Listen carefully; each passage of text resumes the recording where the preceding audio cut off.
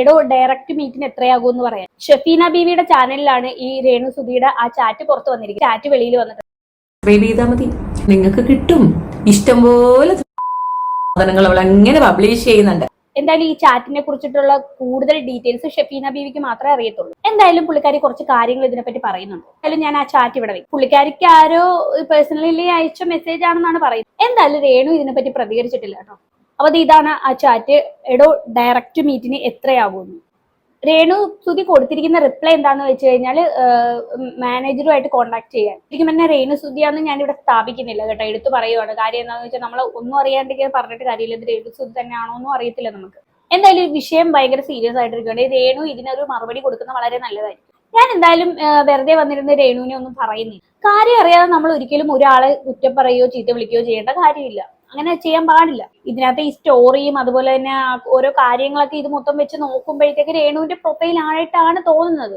ഇതിപ്പോ AI വഴി created ആണോ അതോ ഒറിജിനൽ ആണോ എന്നൊന്നും അറിയാൻ പറ്റത്തില്ല. കാരണം ഇന്നത്തെ കാലമാണ്. കാര്യം ഇന്ന് ഒരുപാട് ടെക്നോളജി വളർന്നു. അപ്പൊ ഇത് ഒറിജിനൽ ആണോ ഡ്യൂപ്ലിക്കേറ്റ് ആണോ എന്ന് നമുക്ക് അറിയത്തില്ല. എന്തായാലും ഈ ഒരു ചാറ്റിന്റെ കാര്യം തെളിയിക്കേണ്ട ഉത്തരവാദിത്തം പൂർണ്ണമായിട്ട് രേണുവിനാണ്, നമ്മൾക്കല്ല. ഇങ്ങനെയുള്ള കാര്യങ്ങളൊക്കെ നടക്കുന്നുണ്ടെങ്കിൽ ഇതൊന്നും അത്ര ശരിയുള്ള കാര്യമല്ല. എന്തായാലും ഇതിന്റെ വാലും പിടിച്ചിട്ട് പിന്നെ നമ്മളെ ഓരോരുത്തർ വന്ന് തെറി പറഞ്ഞിട്ടൊന്നും യാതൊരു കാര്യമില്ല. ശരിക്കും ഇത് പുറത്തുവിട്ട കാര്യം, ഇത് നമ്മളൊരു പുറത്തുവിട്ട ഒരു സാധനമാണ്. അത് നമുക്കൊരു കണ്ടന്റ് ആണ്. അപ്പൊ അത് വെച്ചിട്ട് നമ്മൾ റിയാക്ട് ചെയ്യുന്നു അത്രമാത്രം. ഇനി അടുത്ത വേറൊരു ചാറ്റ് കൂടെ കാണിച്ചു തരാം. അപ്പൊ പുള്ളിക്കാരൻ UK-ലെങ്ങാണ്ടാണെന്ന് തോന്നുന്നു. പുള്ളിക്കാരൻ ചോദിക്കുകയാണ്, ഞാൻ നാട്ടിൽ വരുന്നുണ്ട് ഉടനെ ഡയറക്റ്റ് മീറ്റിന് ഓക്കെ ആണോ എന്ന്. അപ്പൊ അതിനകത്ത് കാശിന്റെ കാര്യം എന്തോ സംസാരിക്കുന്നുണ്ട്. വളരെ വ്യക്തമായിട്ട് എനിക്ക് മനസ്സിലാവുന്നില്ല. എന്തായാലും പിന്നെ രേണു ഓക്കെ അടിച്ചിട്ടുണ്ട്. ശരിക്കും ഇവരുടെ സബ്സ്ക്രിപ്ഷനകത്തെ ഫോട്ടോയും വീഡിയോസും ഒക്കെ അതിര് വിടുന്നതായിട്ട് നമുക്ക് എല്ലാവർക്കും തോന്നിയിട്ടുള്ള ഒരു കാര്യമാണ്. ശരിക്കും ഞാൻ ഈ രേണുവിനെ കുറിച്ച് പറയുന്ന ഒരു വീഡിയോ ചെയ്യുവാണെങ്കിൽ ഞാൻ വളരെ മാന്യമായിട്ടാണ് ഞാൻ പറയുന്നത്. പക്ഷെ പച്ചത്തെറി വിളിക്കാനോ അല്ലെങ്കിൽ ഭയങ്കര മോശമായിട്ടുള്ള ഇത് പറയാനോ ഒന്നും ഞാൻ ഇതുവരെ നിന്നിട്ടില്ല. കണ്ണിൽ കണ്ട കാര്യം വളരെ മാന്യമായിട്ട് പറയുന്നു, അത്രേ ഉള്ളൂ. ഞാൻ ഒരിക്കലും ഈ രേണു സുധി ഭൂലോക കള്ളിയാണെന്നൊന്നും എവിടെയും പറഞ്ഞിട്ട് വളരെ മാന്യമായിട്ടുള്ള രീതിയിലാണ് നമ്മൾ റിയാക്ട് ചെയ്തിട്ടുള്ളത്. ഒന്ന് ആലോചിച്ച് നോക്കി, ഇത് പബ്ലിക്കിൽ വന്നു. ഇനിയിപ്പൊ ഈ രേണുവിന്റെ ആ ഒരു അവസ്ഥ എന്തായിരിക്കും? ഈ മൂത്ത മകന്റെ അവസ്ഥ എന്തായിരിക്കും? ഇളയ മകന്റെ അവസ്ഥ എന്തായിരിക്കും? ഇതെല്ലാവരും കാണുന്നതല്ലേ. ഇതിനെല്ലാം രേണു മറുപടി കൊടുത്തേ പറ്റൂ. പക്ഷെ രേണു ഒരു കാര്യത്തിൽ ഇങ്ങനെയുള്ള കാര്യങ്ങളിലൊക്കെ എന്തുകൊണ്ടാണ് നിശബ്ദത പാലിച്ചിരിക്കുന്നതെന്ന് മനസ്സിലാവുന്നില്ല. ഇതിനൊക്കെ ഒരു മറുപടി കൊടുത്തല്ലേ പറ്റത്തുള്ളൂ. ശരിക്കും വളരെ വ്യക്തമായിട്ട് രേണു സുധി ഇതിനൊരു ആൻസർ കൊടുക്കണം. ഒരു വീഡിയോ ചെയ്തിട്ട് കഴിഞ്ഞ് കഴിഞ്ഞാൽ എല്ലാവർക്കും അത് ക്ലിയർ ആവും. രേണുവിനെ പറ്റി എന്തൊരു അലിഗേഷൻസ് ആണ് ഇപ്പൊ വന്നിരിക്കുന്നത്. പക്ഷെ കമാന്നൊരു അക്ഷരം പുള്ളിക്കാരി മിണ്ടുന്നില്ല.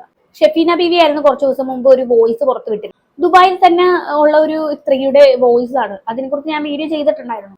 അവര് രേണുവിനെ പറ്റി പറയാൻ ഇനി ഒന്നുമില്ല, ആ രീതിയിലാണ് പറഞ്ഞിരിക്കുന്നത്. രേണുവിന് വേണമെങ്കിൽ ആ സ്ത്രീക്കെതിരെ ആ ഒരു കാര്യത്തിൽ വെച്ചിട്ടൊരു കേസ് കൊടുക്കാം. പക്ഷെ രേണു അനങ്ങുന്നില്ല. അതിലും എന്തുകൊണ്ടാണ് കേസ് കൊടുക്കാത്ത? അതാണ് ഇങ്ങനെ ഒരു ചോദ്യചിഹ്നമായിട്ട് നിൽക്കുന്നത്. എന്തായാലും രേണുവിന് സപ്പോർട്ട് ചെയ്യുന്ന കുറെ ആൾക്കാരുണ്ടല്ലോ, അവർക്കൊക്കെ എന്തെങ്കിലും ഇതിനെക്കുറിച്ച് പറയാനുണ്ടോ എന്നുള്ള ആർക്കറിയാം.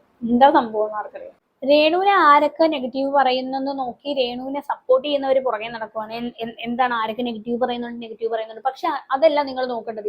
രേണുവിനെ സപ്പോർട്ട് ചെയ്യുന്നവരോടാണ് പറയുന്നത്. രേണു എന്താണ് ചെയ്യുന്നതെന്നൊന്ന് ആദ്യം കണ്ടുപിടിക്കുക. ആദ്യം എന്താ രേണുവിനെതിരെ വരുന്ന അലിഗേഷൻസ് സത്യമാണോ അല്ലയോ എന്ന് അന്വേഷിച്ച് കണ്ടുപിടിക്കുക. അതിന്റെ പുറകെ നടക്കുക. എന്തായാലും നമുക്ക് ആദ്യം രേണുവിന്റെ ഒരു പുതിയ വീഡിയോ വന്നിട്ടുണ്ട്. ചേട്ടനോട് എനിക്ക് നല്ല ആൻസർ പറയണമെന്നുണ്ട്. പക്ഷേ ആരെങ്കിലും ഉണ്ടോ നോക്കട്ടെ. ചേട്ടനിങ്ങ അടുത്ത് വന്നേ. നിർത്തി പോകുന്നില്ല, വേണേ ബ്ലോക്ക് ആക്കി പോടാ. ഈ വീഡിയോ കണ്ടില്ലേ? ഒരു കമന്റ് എടുത്തു വെച്ചിട്ട് പുള്ളിക്കാരി അതേ രീതിയിൽ തിരിച്ചു മറുപടി കൊടുക്കുക. തെറി വിളിച്ചുകൊണ്ട്.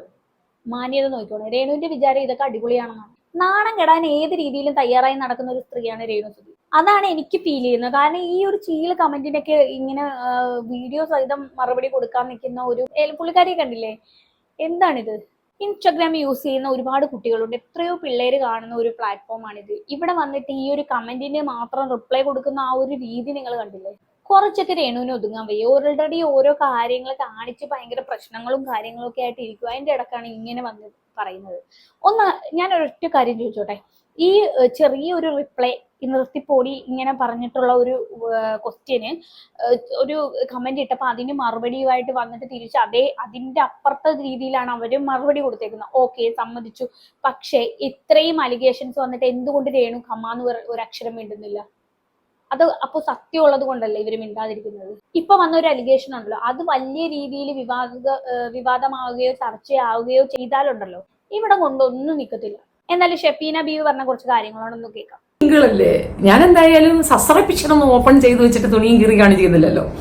അപ്പൊ ഈ ഒരു വിഷയത്തില് ഇങ്ങനെയൊക്കെ കാര്യങ്ങൾ സംഭവിക്കുന്നുണ്ട് എന്നുള്ളത് ഞാൻ നിങ്ങളിലേക്ക് എത്തിക്കുകയാണ്. തെളിവുകളില്ലാതെ ഞാൻ സംസാരിക്കത്തില്ല. എന്നെ എന്തായാലും പോലീസ് വിളിക്കും, ഉറപ്പല്ലേ.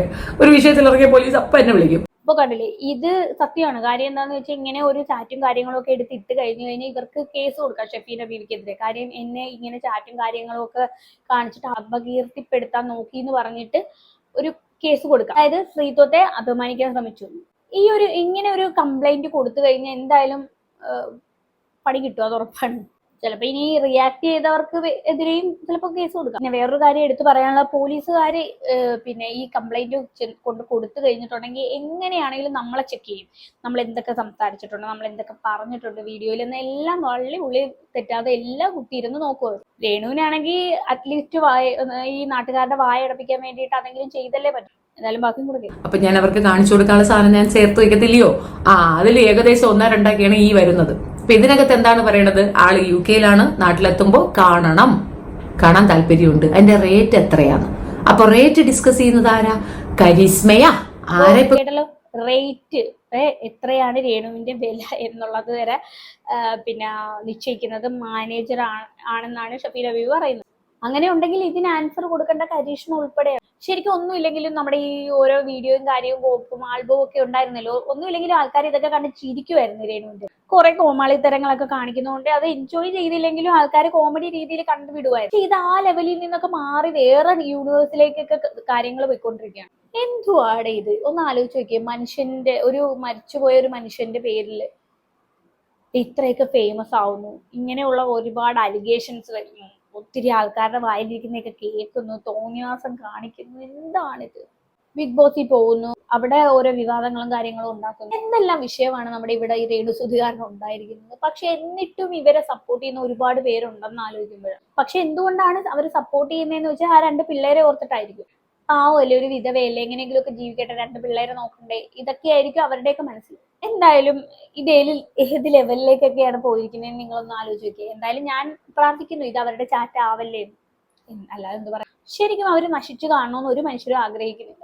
രേണുവിനെ വിമർശിക്കാറുണ്ട്, രേണുവിന്റെ കണ്ടന്റ് എടുത്തു വെച്ചിട്ട് നമ്മൾ റിയാക്ട് ചെയ്യാറുണ്ട്. ഒരിക്കലും അവർ നശിഞ്ഞു പോവണേ എന്ന് നമ്മൾ ആഗ്രഹിച്ചിട്ടില്ല. ഒരിക്കലും നശിഞ്ഞു പോവല്ലേ എന്ന് മാത്രമേ നമ്മൾ ഉള്ളിന്റെ ഉള്ളിൽ ആഗ്രഹിക്കുന്നുള്ളൂ. ഒരിക്കലും അവരെ സമൂഹത്തിൽ നിന്ന് അടിച്ചോടിക്കണമെന്നോ അല്ലെന്നുണ്ടെങ്കിൽ അവരെ മാറ്റി നിർത്തണമെന്നൊന്നും ഞാൻ ഇതുവരെ പറഞ്ഞിട്ടില്ല. എന്തായാലും രേണു കാണിക്കുന്ന അപരാധങ്ങളാണ് നമ്മൾ ഈ പറഞ്ഞ് ഇതാക്കുന്നത്. ഇങ്ങനത്തെ ഉള്ള പരിപാടികളൊക്കെ നിർത്തിവെക്കുക. ഈ സബ്സ്ക്രിപ്ഷനും കാര്യങ്ങളൊക്കെ നിർത്തുക, ഈ അലവലാതി ആൽബങ്ങൾ നിർത്തുക, എന്നിട്ട് നല്ല രീതിയിൽ ജീവിക്കുക, മാന്യമായിട്ട് ജീവിക്കുക. ശരിക്കും ഈ ഷെഫീന ബീവി തന്നെ എന്തെങ്കിലും ഒന്ന് പറഞ്ഞു കഴിഞ്ഞാൽ അവര് രേണുസുതി റിയാക്ട് ചെയ്യുന്നു. അങ്ങനെയാണ് അങ്ങോട്ടും ഇങ്ങോട്ടും മുട്ടം വിഷയം ഉണ്ടാവുന്നത്. ഒന്നും മിണ്ടാതിരുന്നാൽ തീരാവുന്ന പ്രശ്നമല്ലേ ഉള്ളൂ രേണുവിന്. ഇപ്പൊ ശരിക്കും അനാവശ്യമായിട്ടാണ് ഷെഫീന ബീവിയെ കുത്തി ഇളക്കിയത് രേണുസുതി. എന്തായാലും ഷെഫീന ബീവി ഇപ്പൊ വന്നിരിക്കുന്നത് ഭയങ്കര അതിന്റെ ആഫ്റ്റർ എഫക്റ്റ് ആയിട്ടാണ്. ഇനി അതിന്റെ അറ്റം കണ്ടിട്ട് പുള്ളിക്കാരി ഇറങ്ങത്തുള്ളൂ. കിട്ടുന്ന അങ്ങ് വാങ്ങിച്ചാൽ മതി, എനിക്ക് അത്ര പറയാനുള്ളൂ. മാനേജരാ? അപ്പോ മാനേജർ ത്രൂ നടക്കുന്ന ഇത്തരം കോണ്ടാക്ട്സ് പുള്ളിക്കാരത്തേക്ക് ഉണ്ടല്ലോ. ഇനി ഇതിന് പകരമായിട്ട് 2 പേരുടെ സ്വർണവും ഇട്ട് കിരീടവും വെച്ചോണ്ടിരിക്കുന്ന ഫോട്ടോ ചെയ്യല്ലേ. ഞാൻ ഇതിന്റെ ഫുൾ വേർഷൻ കൊണ്ടിടും. ഇതിനേക്കാൾ ഡീറ്റെയിൽഡ് ആയിട്ട് വേർഷൻ ഉണ്ട്, അത് ഞാൻ കൊണ്ടുവന്നിടും. സത്യം പറഞ്ഞിട്ടുണ്ടല്ലോ, ഇത് രേണുവിന്റെ കൂടെ ആരൊക്കെ സഹകരിക്കുന്നുണ്ടോ, ആരൊക്കെ ഉണ്ടോ, അവരെല്ലാരും തൂകുന്ന ഒരു വിഷയം തന്നെയാണ്. ശരിക്കും ഇത് വളരെ വലിയ സീരിയസ് സാധനമാണ് കിടക്കുന്നത്. ഇത് വലുതായിട്ട് ആരും ശ്രദ്ധിച്ചിട്ടില്ലെന്ന് തോന്നുന്നു. ഈ വിഷയം എങ്ങാനും ചർച്ചയിൽ വന്നു കഴിഞ്ഞാൽ ശരിക്കും ഭയങ്കര ഒരു സംഭവമായിരിക്കും കേട്ടോ. ഇത് സത്യമാണെന്നുണ്ടെങ്കിൽ അത് ചെയ്യിക്കരുത് എന്നാണ് റിക്വസ്റ്റ് ആണ്. ദയവേത് എനിക്ക് ഈ ഒരു സാധനത്തിൽ നിന്നൊന്ന് ഒഴിവാകാനായിട്ട് എന്നെ ഒന്ന് സഹായിക്കൂ പ്ലീസ്. ഞാൻ ഇല്ല ഇതിനകത്ത്, എന്നെ ഒന്ന് ഒഴിവാക്കൂ. അതിന് വേണ്ടിയിട്ടാണ്. തെളിവിനായിട്ട് തെളിവുള്ളവരെന്താ കേസ് കൊടുക്കാത്ത, എന്താ കേസ് പിടിക്കാത്ത, എന്താ കൊടുക്കാത്ത എന്ന് ചോദിക്കുന്നവരോടാണ്. നിങ്ങൾ എത്രയോ കാലങ്ങളായി വാർത്തകൾ കേൾക്കുന്നവരാണ്. ഒരു ന്യൂസ് പേപ്പർ വന്നാൽ അതിന്റെ മെയിൻ പേജിൽ തന്നെ ഒരു 6 വാർത്ത 7 വാർത്തകൾ തന്നെ കാണും ഇത്തരം ക്രിമിനൽ നടപടികൾക്കെതിരെ. ഇവിടെ പോലീസ് ഇത് ചെയ്യുന്നവർ ചെയ്തുകൊണ്ടിരിക്കും. അതിനെ നല്ല രീതിയിൽ മറ വെക്കുന്നത് പോലീസുകാരും കൂടെ തന്നെയാണ്. ഇവരുടെ കൈ അതിനകത്തുണ്ട്. ഷെഫീന ബീവി എന്താ കേസ് കൊടുക്കാത്തത്? എടോ, എന്റെ ആദ്യത്തെ പരിപാടി കേസ് കൊടുക്കുക, എന്നിട്ട് ഞാൻ വീഡിയോ ചെയ്യുള്ളൂ. കാരണം നമ്മൾ കൊടുക്കുന്നതിന്റെ കൗണ്ടറെ അപ്പുറത്തുനിന്ന് വരാവുള്ളൂ. അല്ലാതെ അവർ കൊടുത്തിട്ട് കൗണ്ടർ അടിക്കുന്ന പരിപാടി എനിക്കില്ല. ഞാൻ ആദ്യം കൊടുക്കും, എന്നിട്ട് അവർ അവിടെ നിന്ന് കൊടുക്കുമ്പോഴാണ് ഇത് കൗണ്ടർ കേസാണെന്ന് എനിക്ക് അവിടെ പറയാൻ പറ്റുന്നത്. പക്ഷെ സിമ്പിൾ പരിപാടി ഞാൻ ആദ്യം കേസ് കൊടുക്കുകയാണ് ചെയ്യുന്നത്. ഇതേപോലെ തന്നെ പല രീതിയിൽ പല സത്യമാണ്. ഇതിങ്ങനെ പോയി കഴിഞ്ഞാൽ കേസിലും വഴക്കിലും ഒക്കെ ചെന്ന് അവസാനിക്കത്തേ ഉള്ളൂ. ശരിക്കും പറഞ്ഞാൽ ഇന്നും ഇന്നലെയും തുടങ്ങിയ എല്ലാ രേണുസുതിയും ഷെഫീന ബീവിയും അതുപോലെ തന്നെ രേണുസുതിയും റിയാക്ഷൻ ബ്ലോഗേഴ്സും തമ്മിലുള്ള രേണു ഇങ്ങനെ ഓരോ കണ്ടന്റ് ഇടുന്നു, അതെടുത്ത് റിയാക്ഷൻ ബ്ലോഗേഴ്സ് റിയാക്ട് ചെയ്യുന്നു, എന്നിട്ട് അവർക്കെതിരെ രേണു വീണ്ടും രംഗത്ത് വന്ന് പ്രശ്നം ഉണ്ടാകുന്നു. ഇപ്പൊ എന്തൊക്കെ പ്രശ്നങ്ങളാണ് റീസെന്റ് നടന്നത്? സ്വർണ്ണക്കടത്ത് വന്നു. പിന്നെ വേറൊരു കാര്യം വന്നെന്ന് വെച്ച് കഴിഞ്ഞാൽ രേണു ദുബായി പോകുന്ന വേറെ പല പരിപാടിക്കുവാണെന്ന് പറയുന്നുണ്ട്. ഇതിനകത്ത് ഷെഫീന ബീവി എടുത്തൊരു കാര്യം പറയുന്നുണ്ട്, ഒരാളെ കുറിച്ച് പബ്ലിക്കിൽ വന്ന് എന്തെങ്കിലും സംസാരിച്ചു കഴിഞ്ഞാൽ വ്യക്തമായിട്ടുള്ള ഒരു എവിഡൻസ് ഉണ്ടെങ്കിൽ അതിന് പ്രശ്നമല്ല. അങ്ങനെ എവിഡൻസ് ഇല്ലാതെ ഒരാളെ പറ്റി അനാവശ്യമായിട്ട് വന്നിട്ട് നമുക്ക് ഒരാളെ പറ്റി പറയാൻ പറ്റില്ല. എന്തായാലും ഇവരിപ്പം നല്ല ധൈര്യത്തിൽ സംസാരിക്കണമെങ്കിൽ ഇവരുടെ കയ്യിൽ ആവശ്യത്തിൽ കൂടുതൽ എവിഡൻസ് ഉള്ളത് കൊണ്ടാണ് ധൈര്യമായിട്ട് സംസാരിക്കുന്നത്. അവരൊരിക്കലും എവിഡൻസ് ഇല്ലാതെ വന്ന് സംസാരിക്കത്തില്ല. എന്തായാലും കിട്ടുന്നതൊക്കെ രേണുസുതി വയറ് നിറച്ച് വാങ്ങിച്ചു. ഇനി ചാറ്റ് ഹിസ്റ്ററി എടുത്താൽ അത് അനു എന്ന് പറയുന്ന സ്ത്രീയുടെ ചാറ്റായിട്ട് മാറും. ഇവളുടെ ചാറ്റ് എന്ന് മാറും. ഇവളുടെ ചാറ്റിൽ നിന്നുള്ള ആ മുഖം അങ്ങ് മാറും. പുള്ളിക്കാരത്തിന്റെ ഐഡിയ പക്ഷെ ഗൊത്തിയില്ല. അപ്പൊ സംഭവം എന്താണെന്ന് മനസ്സിലായോ? രേണുസുതിയുടെ ഫേസ്ബുക്ക് പേജ് അടിച്ചു പോയിട്ടുണ്ടായിരുന്നു. ഞാൻ കഴിഞ്ഞ ദിവസം വീഡിയോ ചെയ്തായിരുന്നു. ഞാൻ അതിനകത്ത് പറഞ്ഞായിരുന്നു ഒരുപക്ഷെ അത് ഹാക്ക് ചെയ്തിട്ടുണ്ടാവാന്ന് ഞാൻ പറഞ്ഞായിരുന്നു. പക്ഷെ അങ്ങനെയൊന്നും അല്ലെന്നാണ് കുറെ ആൾക്കാർ പറയുന്നത്. രേണുവിന്റെ ആ ഒരു പ്രൊഫൈലും മാറ്റി പേരും മാറ്റി കഴിഞ്ഞാൽ അത് രേണുവിന്റെ ചാറ്റ് ആവത്തില്ലല്ലോ. വേറൊരു അനൂപി അങ്ങനെ എന്തോ പറഞ്ഞിട്ടൊരു പേരായിരുന്നു. അപ്പൊ എന്തായാലും അവരുടെ ചാറ്റിലേ ആവത്തുള്ളൂ. ആ ഒരു സംഭവം നേരെ ട്വിസ്റ്റ് ചെയ്തതാണ്. ശരിക്കും പറഞ്ഞാൽ മിക്ക ആൾക്കാരും ചെയ്യുന്ന പരിപാടിയാണിത്. ഇത് വാസ്തവമാണ് ഷെഫീന ബീവി പറഞ്ഞത്. പേരും കാര്യങ്ങളും ഒക്കെ മാറ്റിക്കഴിഞ്ഞാൽ പണ്ടത്തെ ചാറ്റും കാര്യങ്ങളും എല്ലാം ഇങ്ങനെ പോകുമല്ലോ. മനസ്സിലായോ? അപ്പൊ പിന്നെ ആളാരാണെന്ന് മനസ്സിലാവത്തില്ല. സത്യം പറയാൻ സബ്സ്ക്രിപ്ഷൻ തുടങ്ങിയ സമയത്തെ അറിയായിരുന്നു എന്തോ വലിയ സംഭവം ഇവിടെ നടക്കാനിരിക്കുന്നുണ്ട്. ശരിക്കും പറഞ്ഞാൽ ഒരുപാട് പേര് നമ്മുടെ ഇൻസ്റ്റാഗ്രാമിൽ ഇതുപോലെ സബ്സ്ക്രിപ്ഷൻ പരിപാടി തുടങ്ങിയിട്ടുണ്ട്. ഒരുപാട് പേര് തുടങ്ങിയിട്ടുണ്ട്. ഒരുപാട് പെയ്ഡ് ആയിട്ട് ഒരുപാട് വൃത്തികെട്ട രീതിയിലുള്ള ഒരുപാട് പേര് അതിനകത്തുണ്ട്, ഇങ്ങനെ ഓരോ കാര്യങ്ങളൊക്കെ കാണിച്ച് വീഡിയോ ചെയ്യുന്നത്. പക്ഷെ രേണു അത്രയും വൾഗറായിട്ട് കാര്യങ്ങളൊന്നും കാണിക്കുന്നില്ല. ചെറിയ രീതിയിലൊക്കെ എക്സ്പോസ് ആയിട്ട് കാണിക്കുന്നുണ്ടായിരുന്നു. പക്ഷെ നമ്മൾ ആരും ഒരിക്കലും വിചാരിച്ചില്ല ഈ ഒരു ലെവലിലേക്ക് സാധനം പോകുന്നു. ആ സബ്സ്ക്രിപ്ഷന് ഈ ഒരു ചാറ്റും കാര്യങ്ങളും ഒക്കെ കാണുമ്പോഴത്തേക്കും ആൾക്കാർ ഏത് രീതിയിലായിരിക്കും രേണുവിനെ വിലയിരുത്തുന്നതെന്ന് ആലോചിച്ച് നോക്കുക. രേണു എന്തായാലും ഇതിനൊരു വ്യക്തമായ എക്സ്പ്ലനേഷൻ കൊടുക്കുക. ഒരു എക്സ്പ്ലനേഷൻ കറക്റ്റ് ആയിട്ട് കൊടുത്തില്ലെങ്കിൽ നിങ്ങൾ എല്ലാവരും ഇത് സത്യമാണെന്ന് തന്നെ സ്ഥാപിക്കും. ഒരിക്കലും ഞാൻ ഇത് രേണുവിന്റെ ചാറ്റാണെന്ന് ഇതുവരെ പറയുന്നില്ല കേട്ടോ. അത് എടുത്ത് ഞാൻ പറയുവാണെങ്കിൽ രേണു ആണോ ഇത് ഒറിജിനൽ ആണോ ഡ്യൂപ്ലിക്കേറ്റ് ആണോ എന്നൊന്നും അറിയാൻ പറ്റില്ല. നിയമം അങ്ങനെയാണ്. ചില കാര്യങ്ങൾ നമ്മൾ നോക്കിയും കണ്ടും വേണം സംസാരിക്കാൻ. ഇല്ലെങ്കിൽ അവര് പിടിച്ചകത്തിടും. അത്ര പ്രശ്നം വന്നത് എന്താണെന്നറിയാമോ? മെജോറിറ്റി ചാറ്റിങ്ങും ഒക്കെ നടന്നിരിക്കുന്നത് ഇൻസ്റ്റൂയിലാ. നീ ഇൻസ്റ്റു മാറ്റാൻ നോക്കി, ഇൻസ്റ്റൂടെ പേര് മാറ്റി നോക്കി, വീണ്ടും മാറ്റി നോക്കി, വീണ്ടും കളിച്ചു നോക്കി, പല കോലോ നീ കാണിച്ചു നോക്കി, നടന്നില്ല. അപ്പൊ ഞാൻ ഇവിടെ വെച്ചിരിക്കുന്ന ഈ ഒരു ചാറ്റ് ഹിസ്റ്ററി ഞാനിത് പബ്ലിഷ് ചെയ്യണമെന്ന് വെച്ചതാണ്. എന്നാലും ഇരിക്കട്ടെ, തൽക്കാലം ഞാൻ പറഞ്ഞില്ലേ എൻഡിങ് പോയിന്റ് ആണ്. ഇനി ഇതിന്റെ മേളിൽ എന്നെ തല്ലാനും കൊല്ലാനുമായിട്ട് വന്ന് കയറരുത്. എന്റെ കയ്യിലുള്ള എവിഡൻസ് ആണ് വെച്ചത്. പലരും ചോദിക്കുന്ന ചോദ്യമാണ്, എവിഡൻസ് എവിടെ? എവിഡൻസ് എവിടെ? ഇവിടെ നിൽക്കറില്ലാതാണെന്നോ എവിഡൻസ് വേണോ? സബ്സ്ക്രൈബ് ചെയ്താൽ മതി. ഓ, സബ്സ്ക്രൈബ് അങ്ങനെ പറഞ്ഞാൽ നിങ്ങൾക്ക് മനസ്സിലാവുള്ളൂ. സബ്സ്ക്രൈബ് എന്ന് പറഞ്ഞാൽ പറ്റത്തില്ല. ഞാനിപ്പോ സബ്സ്ക്രൈബ് എന്നേ പറയുന്നുള്ളൂ. ഈ സാധനം ചെയ്താൽ നിങ്ങൾക്ക് കിട്ടും.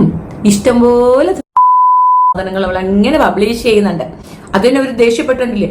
ഞാൻ കഷ്ടപ്പെട്ട് സബ്സ്ക്രിപ്ഷൻ തുറന്ന് അതിനകത്ത് കൂടെ ഇടുന്ന സാധനം നീയൊക്കെ എടുത്ത് പുറത്തുനിന്ന് എന്തിനാണ്?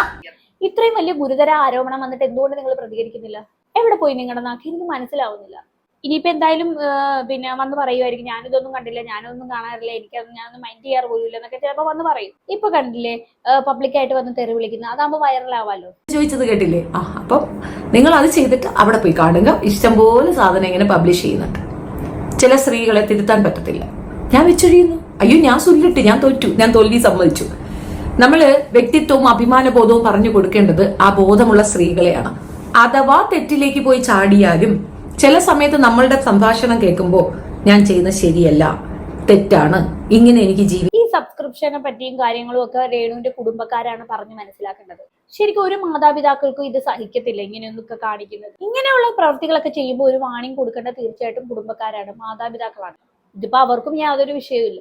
രേണു എന്ത് ചെയ്താലും കൈയടിച്ച് പ്രോത്സാഹിപ്പിക്കുന്ന സാഹചര്യത്തിലേക്കാണ് ഇപ്പൊ പോയിക്കൊണ്ടിരിക്കുന്നത് എന്ന് പറഞ്ഞ് ഡെറ്റോൾ ഒഴിച്ച് കുളിച്ച് കഴുകി കയറുന്ന പെണ്ണുങ്ങളെയാണ് ഞാൻ ടാർഗറ്റ് ചെയ്യണത്. അല്ലാതെ ഞാൻ ഇങ്ങനെ തന്നെ നിനക്ക് ഇഷ്ടമുള്ള നീ പറഞ്ഞോ, എനിക്കൊരു പിണ്ണാക്കുമില്ല, ഞാൻ ഇങ്ങനെ ജീവിക്കുള്ളൂ എന്ന് പറയുന്നത് എനിക്ക് തിരുത്താനൊക്കത്തില്ല.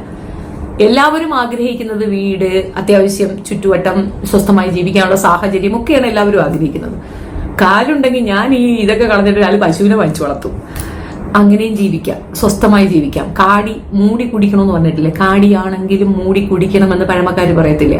അതുപോലെ ഞാനൊക്കെ അങ്ങനെയൊക്കെ ഒരു മാനസിക ശരിക്കും എനിക്ക് ഒരിക്കലും പറയാൻ പറ്റത്തില്ല ഇങ്ങനെ ഒരു മാനസിക നിലയുള്ള ഒരു വ്യക്തിയാണെന്ന് എനിക്ക് ഒരിക്കലും പറയാൻ പറ്റത്തില്ല. രേണുവിന് അങ്ങനെ എന്തെങ്കിലും ഒരു ചിന്ത ഉണ്ടായിരുന്നെങ്കിൽ ഇങ്ങനെ തുനിഞ്ഞിറങ്ങത്തില്ലായിരുന്നു. അപ്പൊ എന്തൊക്കെയാണെങ്കിലും ഇതൊക്കെയാണ് ഇപ്പൊ സംഭവങ്ങൾ.